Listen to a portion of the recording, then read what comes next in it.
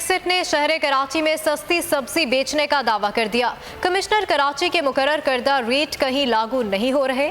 Fixit की सब्जी stall का मजीद अहवाल जानेंगे नुमाइंदा बू न्यूज़ राउफनान से। राउफनान बताइएगा।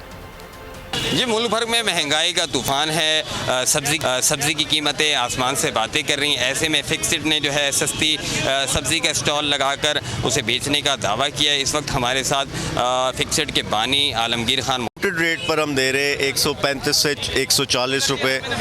टमाटर की मैं सिर्फ बात करूं, और जो कंट्रोल रेट्स हैं वो 150, 55 या 60 तक के दरमियान कंट्रोल रेट्स हैं इस वक्त।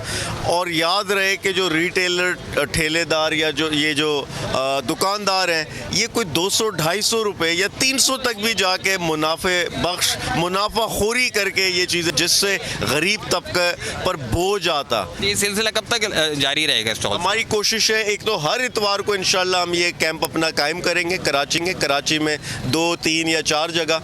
और साथ ही साथ हमने मुस्तकिल बुनियाद पे अब मैं कोशिश कर रहा हूँ अपने हलके में एक बचत बाज़ार कायम करूँ। शुक्रिया जी। देखा आपने कि फिक्सिट के बानी बता रहे थे कि हर हफ्ते जो है उनके हलके में सब्ज़ी सस्ती बेचने का जो है वो इस तरह सिलसिला जारी रहेगा। बहुत शुक्रिया अपडेट करने के लिए।